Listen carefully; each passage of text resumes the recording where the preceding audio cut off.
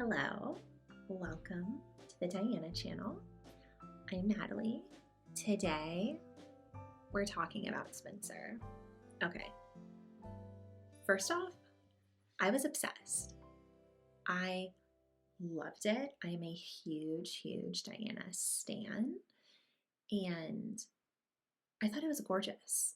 I thought Kristen Stewart was amazing, and genuinely I had zero doubts. I loved Jackie, the previous film by this director, so I knew it was going to be really gritty and kind of like a microscope on like a psychological situation. I'm also not someone who likes thrillers or likes really dark stuff.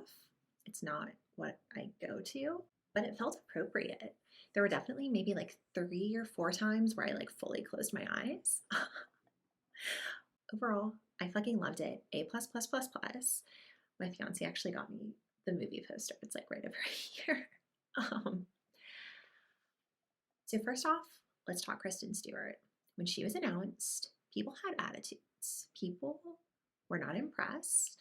To be fully fair, I'm not British, so I can understand why there were British people who really felt it was strange or off for an American to be playing Princess Diana. There's value in that feeling, that hesitation. I get it.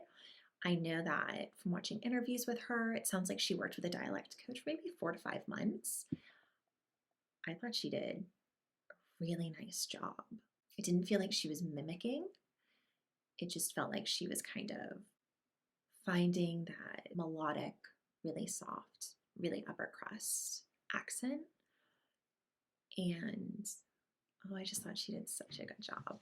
One of my favorite things about certain Diana depictions, I'm also thinking of like The Crown season 4, which I'll talk about in another video, but one of the things that I love is the shots where we're not seeing the actor full on. We're maybe seeing the actor from the side, we're seeing them walk, and we're seeing a moment where it genuinely feels like we're watching Princess Diana walk up the stairs or walk through a hallway or walk and seeing her in these spaces where the public never saw her.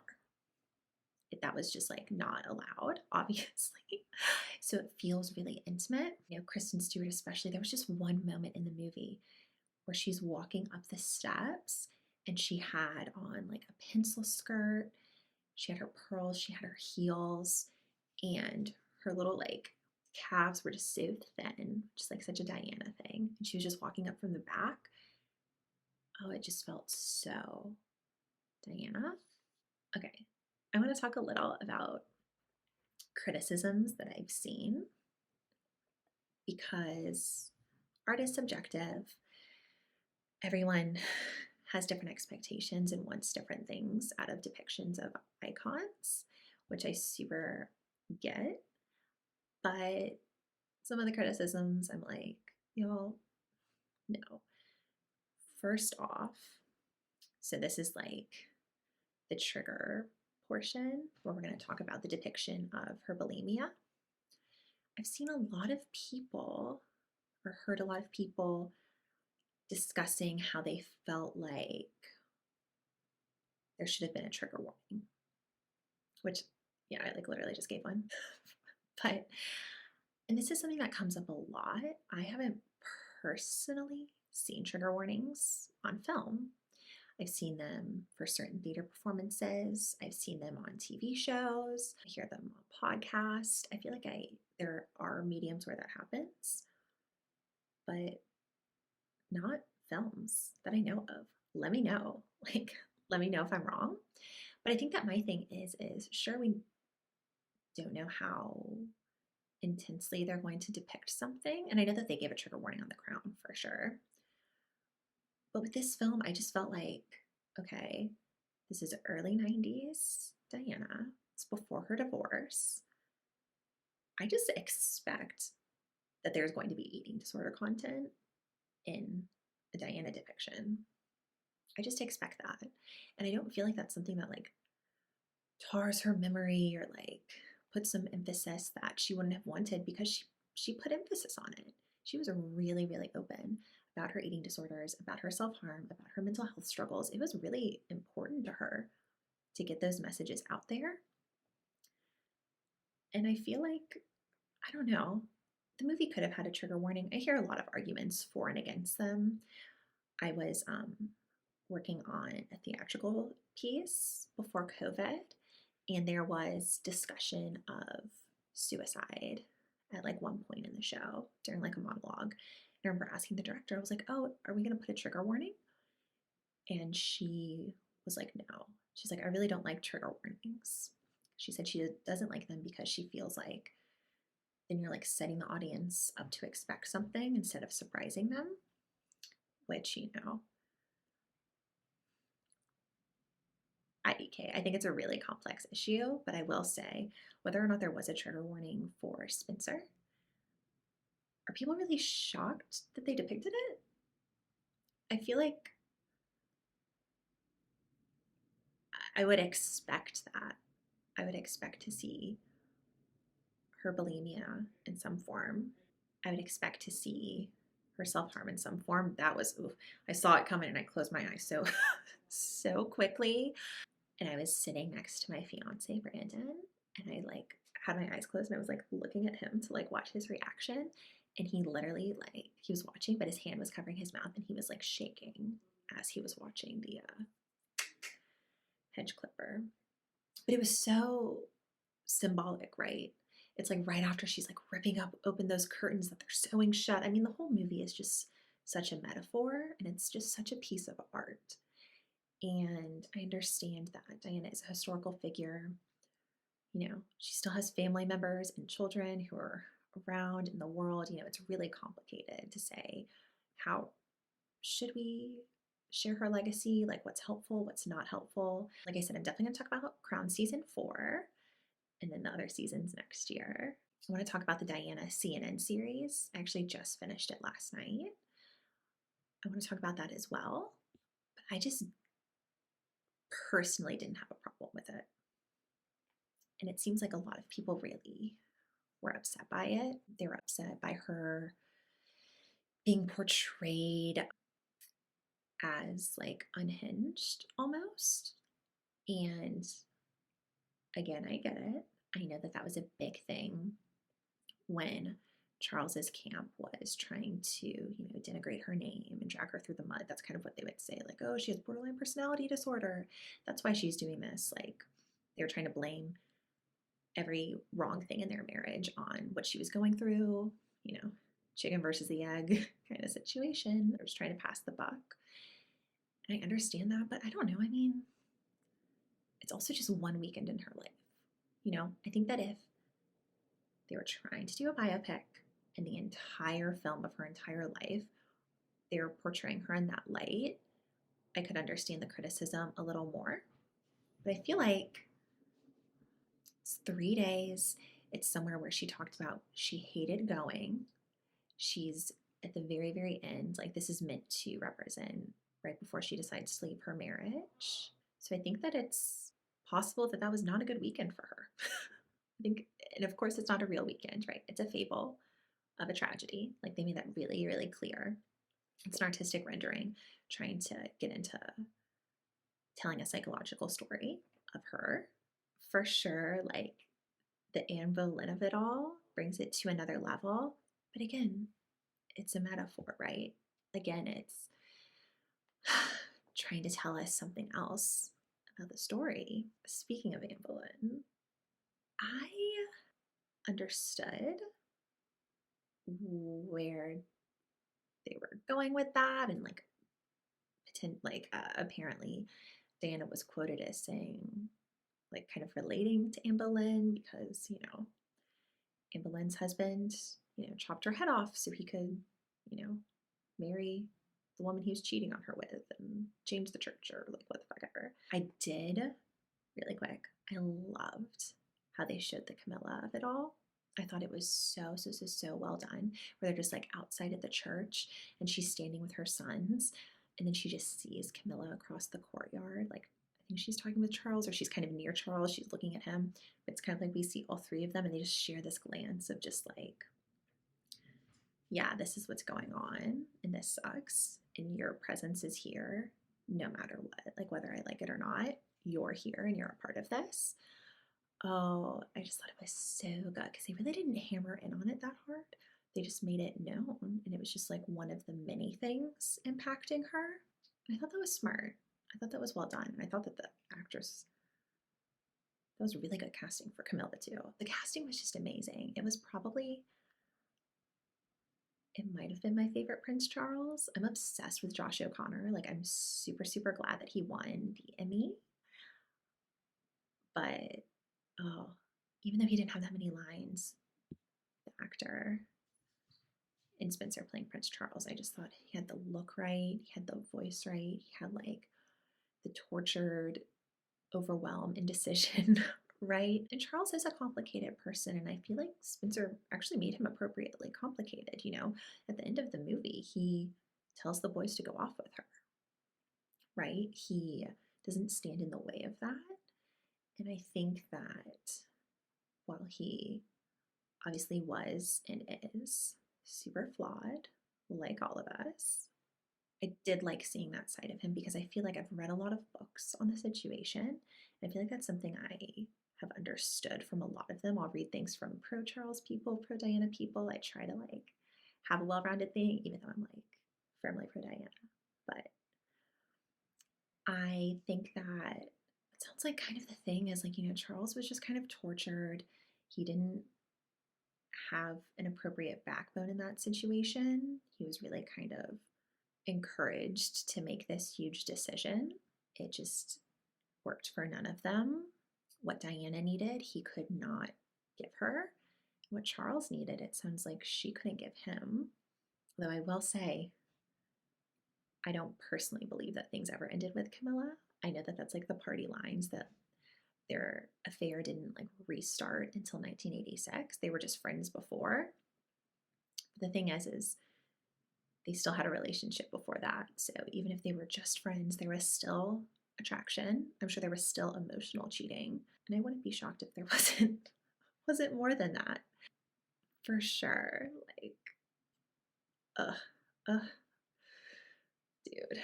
So effed up. I really, really love this movie.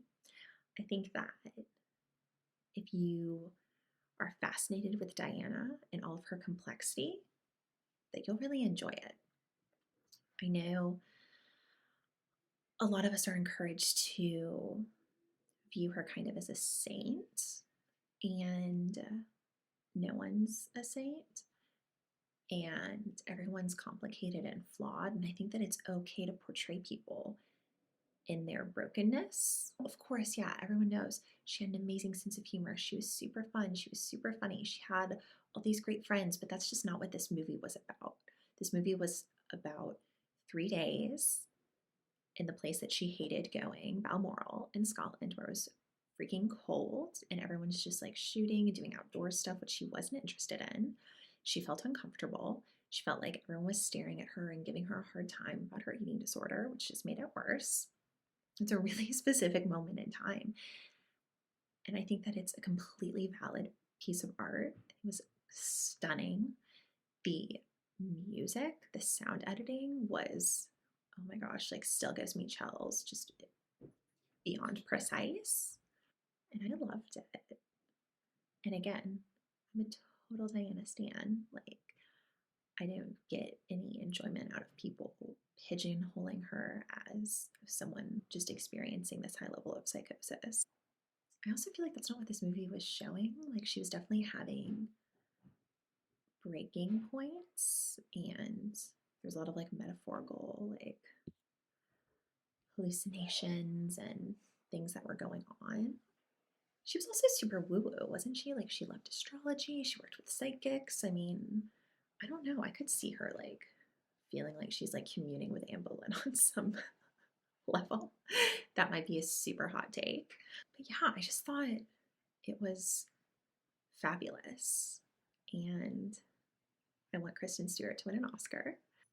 And the reviews really are so strong for her. Really, the biggest criticisms I'm seeing are from like royal watchers, royal commentators. Film critics are freaking loving it, and Kristen Stewart did amazing. I really wasn't concerned. Years ago, I saw her in, I think it's called Clouds of Sils de Maria. Oh my gosh, amazing, amazing, amazing, amazing. And I saw her high key chops then. I was never like a Twilight person. I think I like fell asleep at a at a midnight premiere with my friends in college, but I've never seen those movies all the way through.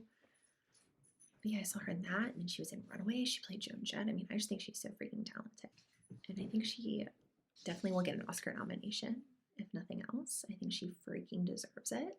A lot of royal watchers or royal commentators or just royalists in general really want to preserve memories in this way that just isn't really applicable in 2021 anymore. There's so many ways to communicate about a person. There's so many ways to learn about them, to depict them. And I think that that complexity is warranted. And of course, I never knew Princess Diana. I have no idea how she would feel. Yeah, I mean, maybe she would feel awful about it. I don't know. I would hope not. The only reason I would say maybe she wouldn't is just because she was so open about those struggles. She was really vocal about all of her bulimia, her depression, her self harm.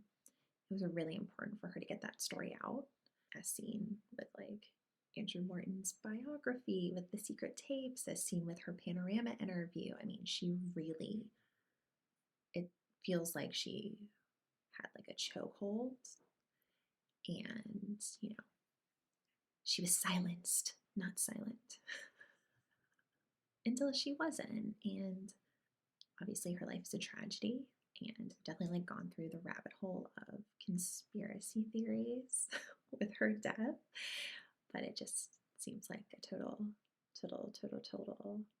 tragedy. Just like all the wrong things happened at all the wrong times, on top of it just being an unsafe environment fostered by media frenzy, her feeling unsafe being with her palace protection officers, whether that was valid or not. It sounds like there is really good evidence for her phones being tapped at Buckingham Palace. I feel like I've read a few things and heard interviews from people where it sounds like there's pretty good evidence on that. I don't know. I don't also think that the royal family is blameless either, but it's just a complicated situation. And I think that's one of the best things about Diana is that when she first became popular, I wasn't alive then. I was 6 when she died. From all the research I've done, it seems as though when she first became popular, she was just kind of like the perfect English rose and just super, super pretty, fabulous clothes, living a fairy tale. And then she ended up going further with her charity work and her patronages. She really wanted to be taken seriously. She really had such a big heart. And there's just so much more to her continually over and over and over. And I think all those sides are worth exploring. I could just like literally have Diana content constantly. I would love a movie like Spencer, but like for different times in her life. I feel like that would be super freaking amazing. But they were telling a psychological story through gorgeous metaphors and amazing work.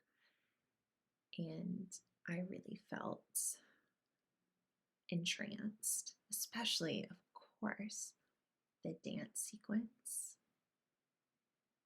The dance sequence, y'all.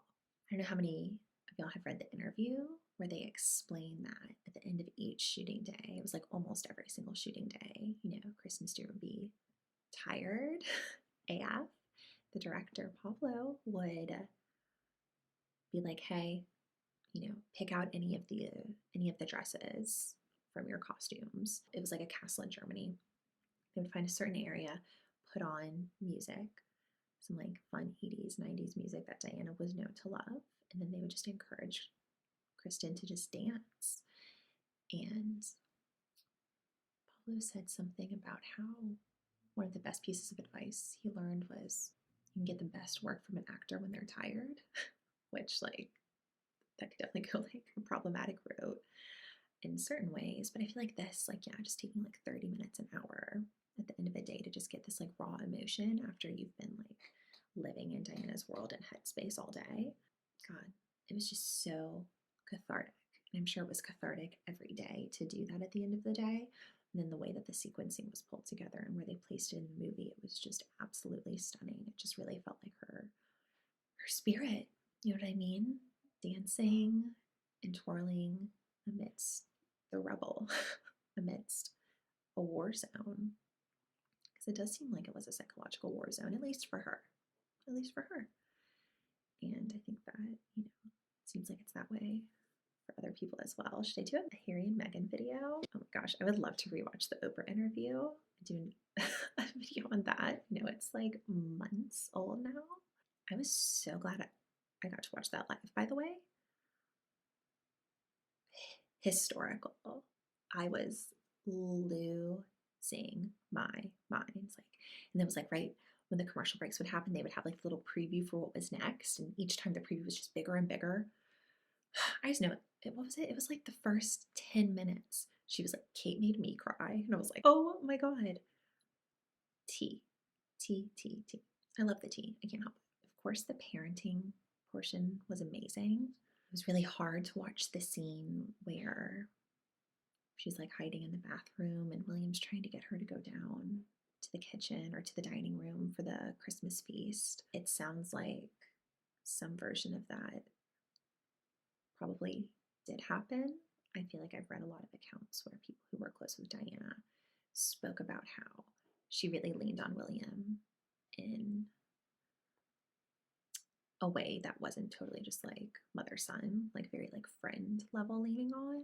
And part of that could, you know, be having to do with being such a young mom and also just the pressure she was going through. And that's really complicated. And I have a lot of sympathy for both of them, both William and Harry.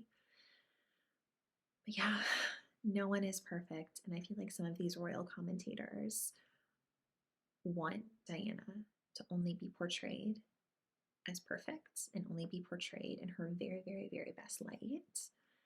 And what fun is that? You know, no one's just one thing. Her light was amazing, and I love all those portrayals. Trust. I watched like all of the like adulating documentaries. Those are amazing, but she was a real person and she had real struggles. I think that it's important to show how dismal parts of it got. And of course, this was a fable, right? They're meant to be portraying like a real person in real events.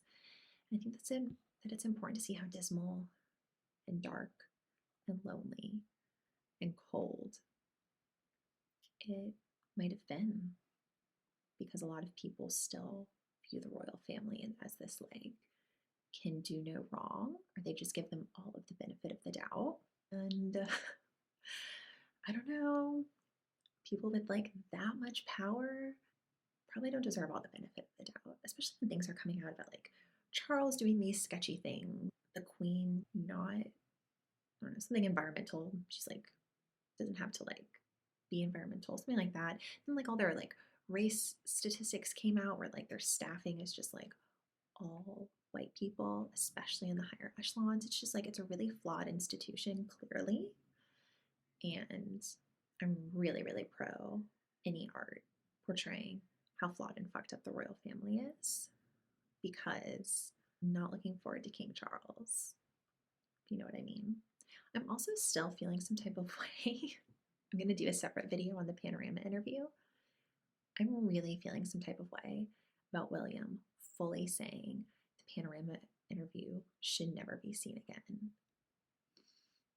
We'll get into that.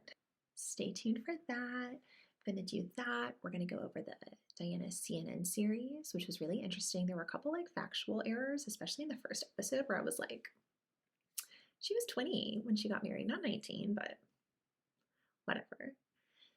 Thank you for being here. I am so obsessed with Princess Diana. I've loved her since I was very young, and it's a joy to talk about her. Have a blessed day.